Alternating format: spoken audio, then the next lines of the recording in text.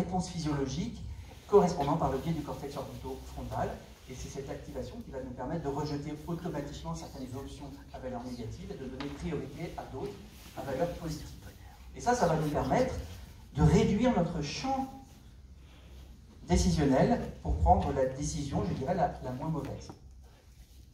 C'est ça qui va nous permettre d'éviter de tergiverser sans fin et au final de ne prendre aucune décision. Alors, je vous donne un exemple. Voilà.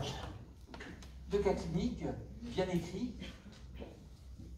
Un individu consciencieux jadis, poli, plein de bon sens, le voici décrit comme irrévérencieux, vulgaire, irascible, imprévisible, incapable de tenir ses objectifs ou de prendre des décisions rationnelles. Il est souvent opiniâtrement obstiné et dans le même temps changeant, élaborant de nombreux plans d'activité futures qui, aussitôt qu'ils sont arrêtés, sont à leur tour immédiatement abandonnés pour d'autres. Indifférent à autrui, il ne supporte aucune limitation au conseil lorsque cela entre en conflit avec ses propres désirs. Les dames en sont averties, il n'est guère présentable, il se comporte comme un enfant, mais il a les pulsions animales d'un homme vigoureux. Alors, je ne sais pas si ça vous fait penser à certains types de personnalités. On en a un dont on parle tous les jours de par le monde. Vous avez quelques perles, plutôt quelques tweets, voilà, vous avez compris, voilà. Qui est l'exemple même de la structure sociopathique. Je pense qu'il a quand même des émotions, mais manifestement, il y a une inadéquation parfaite. Et sur ce genre de personnalité, il n'y a pas besoin d'être grand clair pour retenir un certain nombre de symptômes que j'ai soulignés, qui correspondent en fait à ce que nous voyons en neurologie chez certains malades qui ont notamment des démences frontales, à tel point qu'on s'est demandé si Donald Trump n'était pas atteint d'une telle maladie au début de son mandat. Bon, il se trouve que ce sont des maladies qui s'aggravent assez vite. Je pense qu'il aurait été beaucoup plus mal que ça au bout de 2 ans au bout de 3 ans de mandature, mais voilà. Et ça, ce sont des choses que l'on voit, et c'était l'objectif de ma petite présentation clinique, chez les cérébrolésés. Et en fait, le petit cas clinique que je vous ai lu tout à l'heure correspondait à un patient, Phineas Gage, qui était le premier cérébrolésé bien décrit dans la littérature médicale. C'est un monsieur, donc, vous voyez le schéma, ça c'est Damasio qui avait repris ce cas clinique, il travaillait dans une mine, il s'est pris une explosion, il y a une baramine en fait qui lui a explosé entre les mains, et qui lui a embroché, vous voyez, une partie de la pommette, qui lui a embroché en fait la partie antérieure du cerveau. Il est ressorti, par miracle, il s'en est sorti, avec un œil en moins, vous voyez là c'est la baramine qu'il avait laissée. Mais avec des symptômes extrêmement compliqués, avec un patient qui était tout à fait normal, même plutôt intelligent initialement, et qui, après sa blessure cérébrale, est devenu imprévisible, irrespectueux, ne manifestant que peu de déférence pour ses compagnons, avec une espèce d'égocentrisme puéril, à l'écoute de ses propres désirs, changeant, élaborant de nombreux plans d'activité futures, qui, aussitôt qu'ils sont arrêtés, sont immédiatement abandonnés à leur tour pour d'autres. Voilà.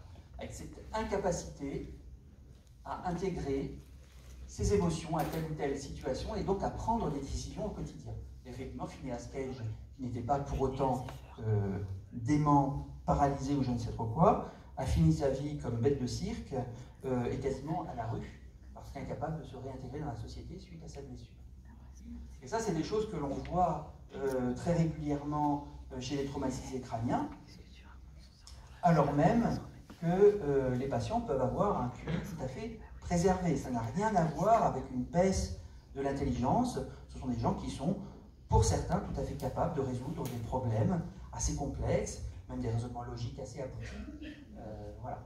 Je vous en donne un autre, voilà, lésion frontale également, où, au-delà de la gestion des émotions et de l'indexation de la situation avec telle ou telle émotion, vous voyez que ça peut même poser un problème quasiment de morale personnelle. Voilà, ça c'est un cas de la Pitié-Salpêtrière, un neurologue qui interviewe l'épouse d'un patient qui avait une lésion fronto-orbitaire. Voilà. La question posée à sa femme était « Pensez-vous qu'il y ait quelque chose de changé au niveau de sa morale ?» Voilà. Et son épouse, voilà ce qu'elle répond « Oui, tout à fait. Avant, c'était un homme non seulement réfléchi, mais d'une grande moralité, un homme de décision et de parole. Il n'aurait pas fait de mal à une mouche, non pas par crainte d'être puni, il était bien au-dessus de cela, mais parce qu'il avait une haute idée de son devoir, de la valeur de la vie, parce qu'il souffrait dans son corps lorsqu'il voyait quelqu'un souffrir d'injustice, etc. C'est un monsieur qui était policier. Aujourd'hui, c'est tout différent. On dirait qu'il ne croit plus en rien, qu'il ne sait plus rien du bien et du mal, comme un enfant qui a encore tout à apprendre, avec des comportements donc assez inquiétants. Vous voyez, lorsque nous vivions encore ensemble, nous sommes allés au cinéma voir un film de guerre. D'abord, il n'aurait jamais choisi ce genre de film auparavant, et puis surtout, ses réactions m'ont effrayé. Il se réjouissait de la souffrance des blessés, comme s'il ne ressentait plus rien. Ses commentaires étaient effrayants. Il ne comprenait pas pourquoi le méchant était mis en prison, prétendant que c'était de l'abus de pouvoir, et que quand il était dans la police, il n'aurait jamais laissé faire cela. Le soir même, j'ai décidé de divorcer, avec effectivement des situations cataclysmiques et une vie conjugale qui peut, vous voyez, devenir totalement impossible, avec des comportements extrêmement choquants.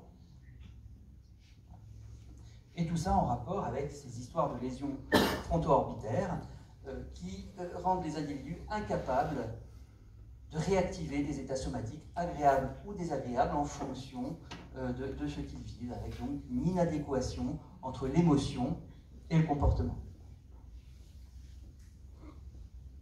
Et puis c'est des choses qu'on peut mesurer. Ouais, je vous donne un petit exemple de patients qui ont des lésions de ce type, où on leur montre tantôt des photos neutres, hein, vous voyez une photo de ferme, et puis des photos choquantes, vous voyez une blessure extrêmement impressionnante au niveau du visage. Et puis, on mesure en fait les réponses, c'est le principe un peu du détecteur de mensonges. Vous voyez la réponse au niveau de la transpiration. Vous voyez que le sujet sain, c'est la courbe rouge. Quand on lui présente la photo choquante, vous voyez qu'il y a une réaction qui se crée au niveau de la peau, une transpiration qui est liée au stress visuel imposé par cette photo. Et puis, lorsqu'on montre la photo neutre, la transpiration diminue. Et puis, quand on montre à nouveau une image choquante, vous voyez que le patient, enfin le sujet sain plutôt, se met à nouveau à transpirer. Chez le sujet cérébro-lésé, vous voyez que, calme plat, il ne se passe rien, quelle que soit la balance émotionnelle de l'image. Il en va de même pour les patients qui ont des lésions au niveau des amygdales. Alors les amygdales, vous voyez, c'est une coupe de cerveau, une coupe d'IRM, là, c'est les trous noirs en avant, là, je ne sais pas si, j'ai pas de marqueur, mais je ne sais pas si vous voyez, un patient qui a des lésions des deux amygdales, voilà, les deux ronds noirs, là, de chaque côté. Et on lui montre des expressions faciales et on se rend compte que cet individu, et c'est une constante dans les lésions amygdaliennes, plus on lui montre des émotions négatives, et notamment la peur, moins il arrive à décoder cette émotion faciale. Il est bien évident que dans la vraie vie, ce sujet qui est incapable d'intégrer un certain nombre d'émotions pour lui-même et pour autrui, risque fort d'avoir un comportement totalement inadapté, à persévérer dans des conduites inappropriées, même dangereuses pour lui ou pour autrui. Et ça peut aller loin. On a testé, ça Damasio l'a bien décrit, chez ses patients, des tests un peu écologiques où on leur fait jouer par exemple une espèce de jeu je ne sais pas comment on appelle ça, des jeux de cartes. Vous voyez, à chaque essai, le sujet doit choisir une carte d'un tas. Il peut parfois gagner de l'argent, parfois en perdre. L'objectif est de gagner le plus d'argent. Alors il y a un tas qui est désavantageux. On se rend compte très rapidement que si on tire des cartes de ce jeu désavantageux, on peut gagner beaucoup, mais on peut perdre beaucoup. Voilà, avec vous voyez, des gains moyens avec 100 $, mais des pertes moyennes à 125 $. Voilà. Et en tirant les cartes, on se rend rapidement compte qu'en tirant des cartes sur ce jeu, on perd. Et puis il y a un tas de cartes plus avantageux où les gains sont moindres. On ne gagne pas 100 $ de temps en temps, mais 50 $, c'est moins intéressant. Mais on se rend vite compte que la perte moyenne est également plus faible, puisqu'on risque au pire de perdre 25 $ contre 125 $ dans le premier temps. Et que ce qu'on voit chez les gens qui ont des lésions fronto-orbitaires, comme chez les gens qui ont des lésions amygdaliennes, eh bien, ils ont tendance à jouer sur le jeu le plus désavantageux et à aller chercher le gain le plus important au risque de tout perdre au final. Et vous voyez que chez les sujets normaux, ils vont rapidement s'orienter vers le jeu avantageux avec la flèche rouge et puis négliger le paquet de cartes désavantageux. Et vous voyez que chez les patients ici, là, cérébro-lésés, vous voyez que le choix ne se fait pas au profit du tas le plus avantageux. C'est très exactement ce qui se passe dans leur vie. Alors, on a proposé un test un peu expérimental, et bien évident que dans la vie, c'est comme ça tous les jours pour eux, incapables de prendre des décisions, et s'engageant dans des conduites totalement inappropriées, perdant de l'argent, faisant des investissements douteux, etc., etc.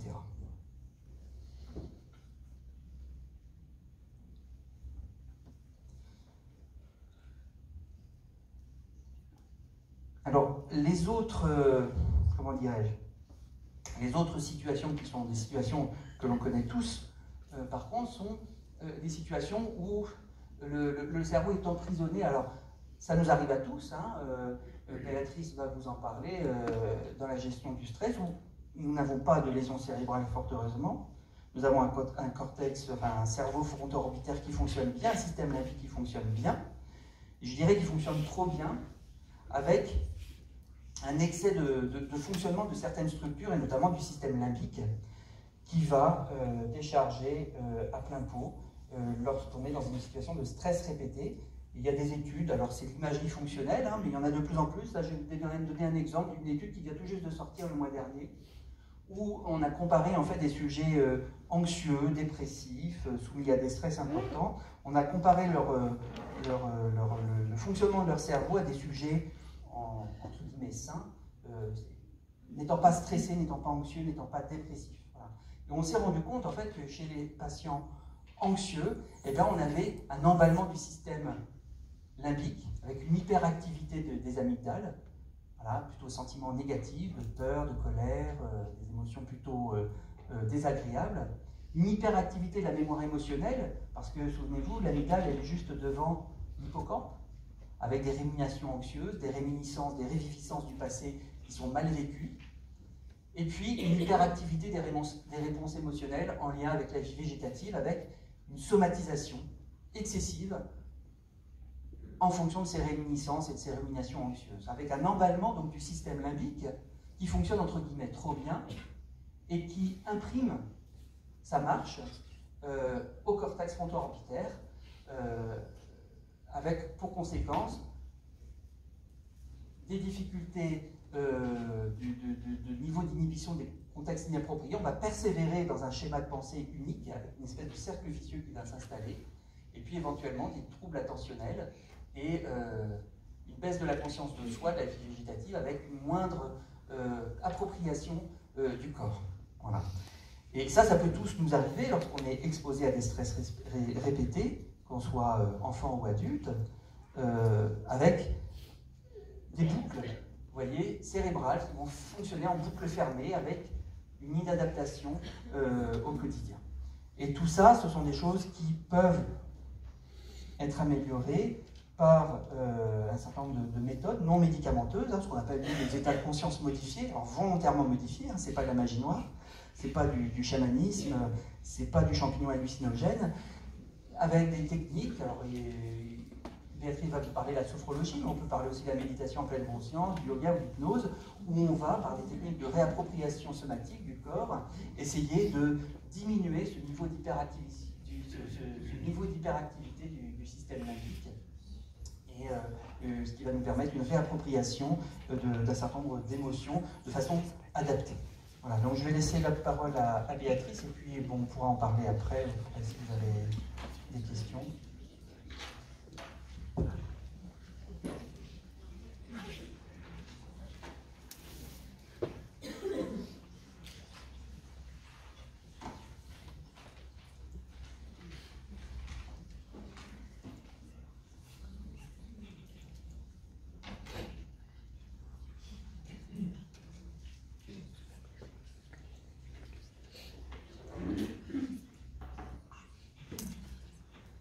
Ça va, vous allez bien, c'était pas trop ardu. Bon.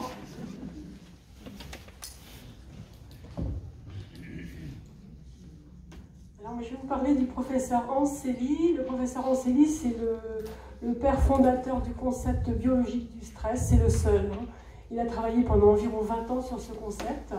Il a commencé ses études en 1926, il les a terminées en 1936. À Prague, il a été diplômé. Ensuite, comme beaucoup de médecins européens, il est parti outre-Atlantique à Montréal. Vous entendez bien?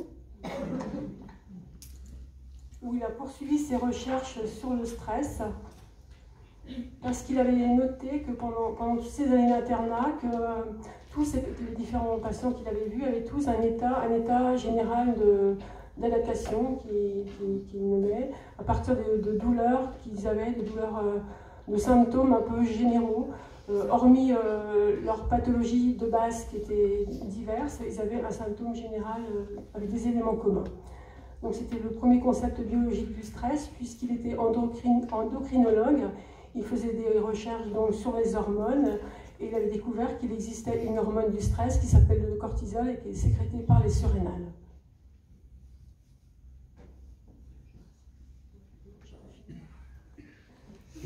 Donc ça a fait débat dans la communauté scientifique avant la Deuxième Guerre mondiale, oui c'est ça. Et un de ses confrères n'était pas tout à fait d'accord. Il pensait que la cause du stress n'était pas uniquement physique, c'est-à-dire due à une maladie. Et il a fait des expériences sur les singes.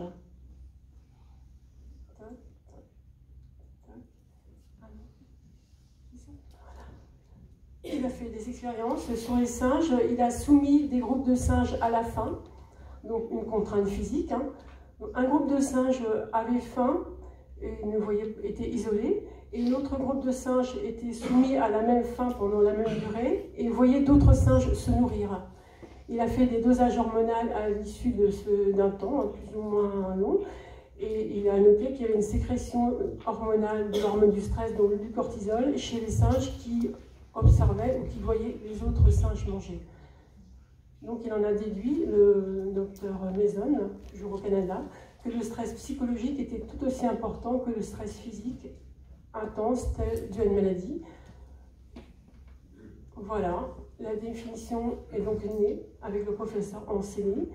Il définit le stress comme étant l'ensemble des moyens physiologiques et psychologiques mis en œuvre par une personne pour s'adapter à un environnement donné. Comme vous l'a dit Dr Sartori tout à l'heure, les manifestations sont individuelles en rapport avec l'histoire de vie de chacun. Chaque personne ne réagit pas de la même façon face à une situation donnée, et les expériences du passé se répètent. Alors il y a différentes phases dans le stress, des phases que vous connaissez sûrement. Il y a la première, c'est la phase d'alarme qui s'appelle aussi la phase d'alerte. Elle est rapide, elle dure quelques secondes, elle peut être répétée plusieurs fois dans la journée. C'est par exemple lorsque vous entendez une porte qui claque, vous avez un sursaut, donc vous avez la chaise là qui vient de claquer, donc vous avez un sursaut, une contraction musculaire, vous avez aussi le rythme cardiaque qui s'augmente et peut-être une décharge d'adrénaline. Donc c'est la phase d'alarme. La deuxième phase qui est plus longue, c'est la phase de résistance, c'est la phase où on développe une adaptation, avec une consommation énergétique, une sécrétion de cortisol plus ou moins importante pour se battre. Et puis, suivant le temps de durée de cette phase, c'est à ce moment qu'il peut y avoir de l'anxiété ou de la dépression. La troisième phase et la dernière phase, c'est la phase d'épuisement, lorsque l'organisme est fatigué, lorsque l'organisme n'a plus de résistance, ne peut plus se battre. Et c'est à ce moment-là qu'on peut voir apparaître certaines maladies. On sait aujourd'hui qu'un bon nombre de maladies sont liées au stress ou ont pour cause le stress. Et la dernière phase, la dernière des dernières, c'est le burn-out. Alors pourquoi sommes-nous stressés? Très intéressant. Sonia Lupien, qui est la fondatrice et la créatrice et la fondatrice de l'Institut de recherche humain à Montréal, a poursuivi les travaux du docteur Anselli, qui est décédé en 82. Donc elle a retenu 3 lettres, comme l'avait fait le professeur Anselli, pour décrire le stress. C'est facile à retenir, ça fait ciné. Alors C, c'est la perte de contrôle, ou du moins l'impression de la perte de contrôle. C'est par exemple lorsque vous êtes dans une situation d'embouteillage ou lorsque vous avez un retard. En deuxième, c'est l'imprévu. Vous vivez quelque chose d'imprévu, vous devez assurer le travail d'un collègue, l'absence d'une nourrice ou la maladie. Le N comme nouveau, vous vivez quelque chose de nouveau, un déménagement, un changement de poste de travail ou l'arrivée d'un enfant. E comme ego, votre ego est menacé au travail ou dans la vie sociale, hein. Vos capacités sont menacées. L'ego, au fait, c'est les croyances qu'on a tous en soi, les croyances, nos idées, au fait. Alors, un seul de ces ingrédients suffit à faire apparaître le stress. Après, on va voir qu'en fonction de... Ah ouais, ça aurait dû être celle-là avant, mais c'est pas grave, je vais... c'est celle-là avant, ouais, le mauvais stress. Oui, alors on a vu les ingrédients du stress tout à l'heure avec le mot ciné. Donc le mauvais stress, il apparaît lorsqu'il y a une répétition des agents stresseurs que je vous ai définis tout à l'heure. Il est variable suivant l'intensité aussi du signal stresseur.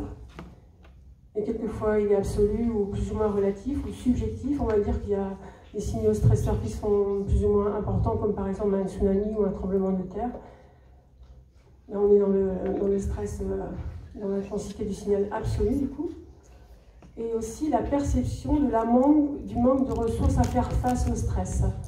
C'est vraiment la perception négative du stress qui est responsable du mauvais stress. Voilà, on va revenir sur... C'est marrant, elle n'aurait pas dû être là, ça.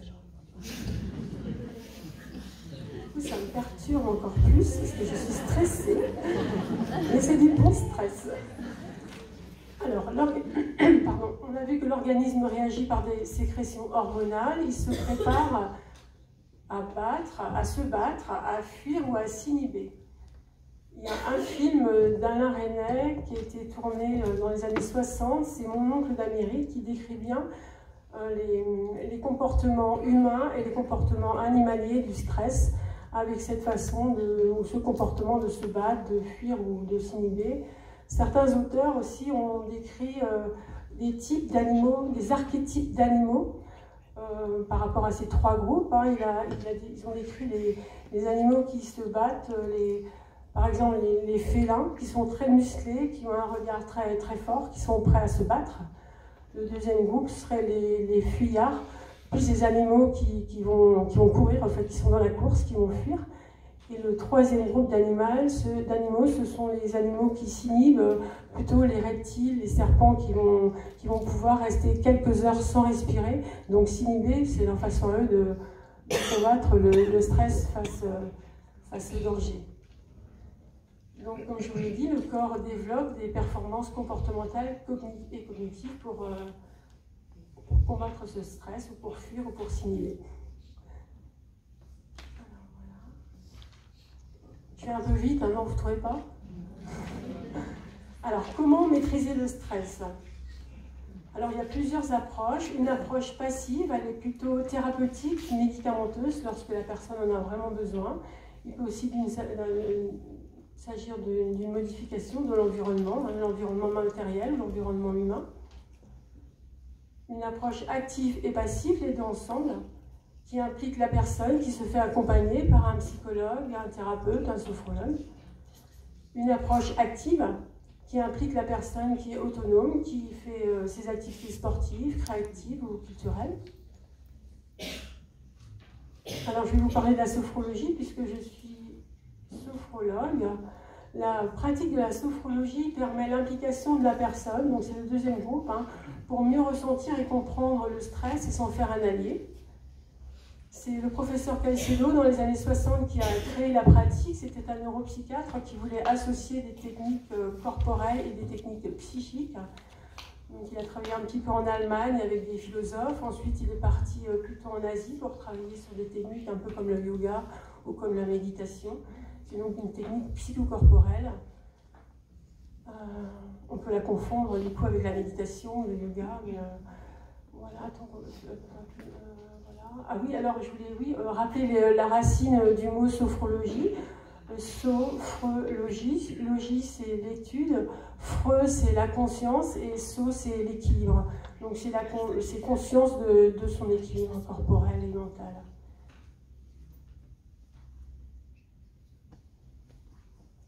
Alors on l'a vu tout à l'heure, être stressé ou être ému implique le corps et le mental.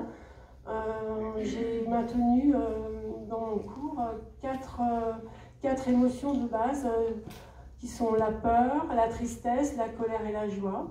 Qu'elles soient conséquences ou cause du stress, il y a toujours une réaction de l'intériorité comme vous l'a dit docteur Sartori, il se passe des choses dans le corps, l'émotion, ça vient de mouvoir, bouger, donc il se passe des choses, le corps bouge.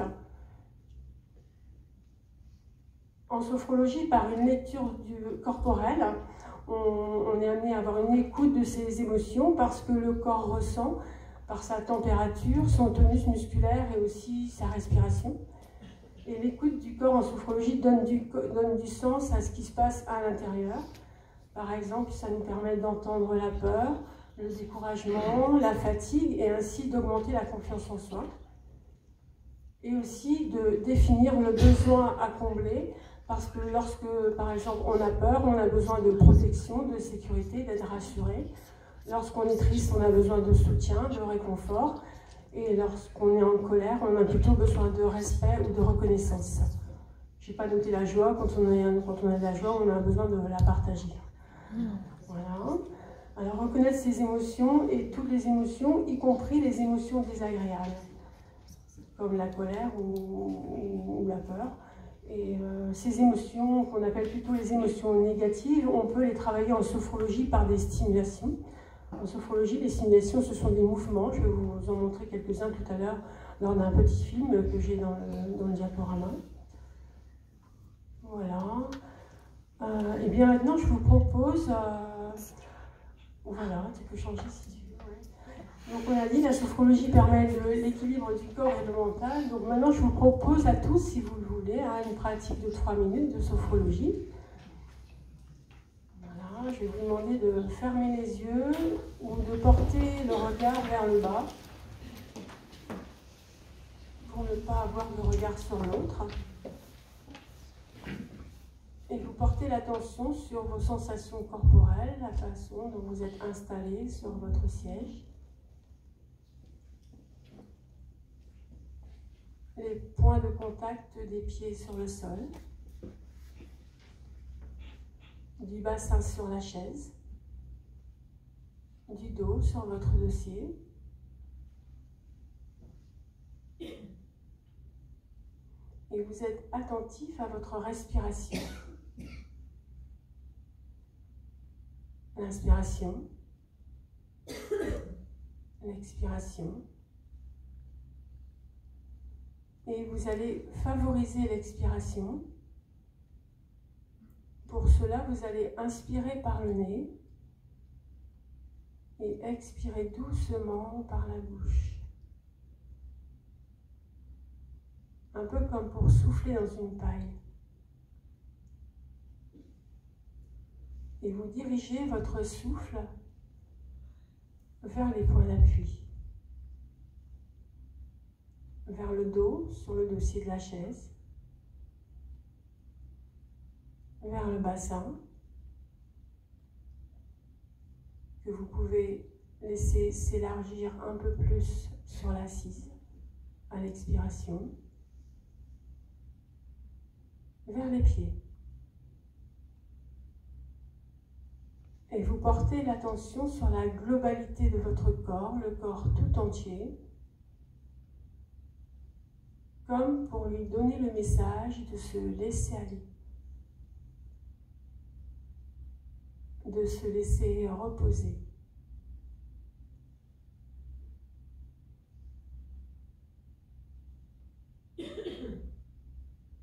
Puis vous prenez conscience de votre souffle,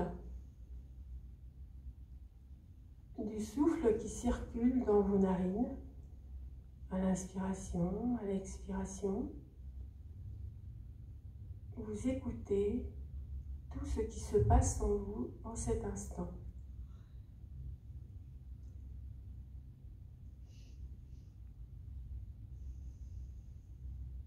Peut-être y a-t-il quelques turbulences. Si c'est le cas, vous favorisez l'expiration avec l'intention d'installer un peu plus de calme à l'intérieur de vous.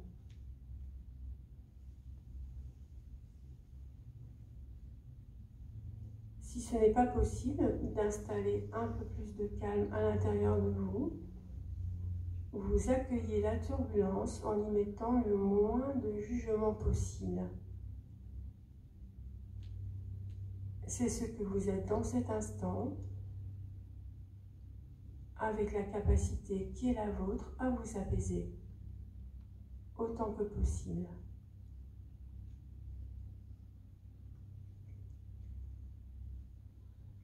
Et vous accueillez cette qualité de présence que vous êtes en train de vous offrir, à l'écoute de votre intériorité, avec vos sensations, votre tête, la sensation de vos épaules, de vos bras, de vos mains, de chacune des parties de votre corps. Vous essayez de relâcher encore un peu plus. Les sensations de votre dos qui peut se relâcher un peu plus que tout à l'heure sur le dossier. Les mouvements de votre respiration dans votre ventre, dans votre bassin.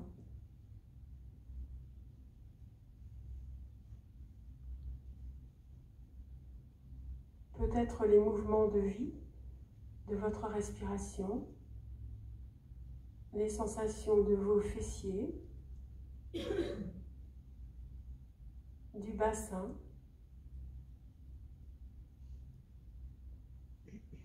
des cuisses. Par cette attention, vous les laissez se poser sur le siège. Vous laissez aller vos jambes qui vous ont porté toute la journée.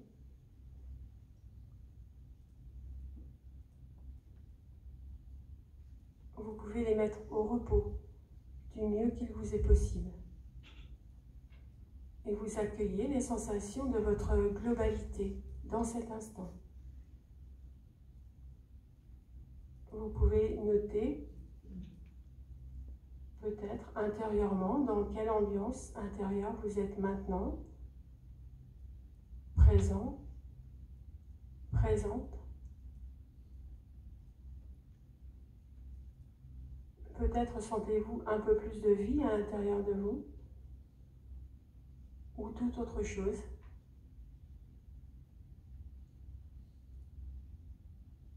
Voilà, doucement, vous allez pouvoir faire votre reprise disponible à la suite de la conférence. Ouvrir les yeux.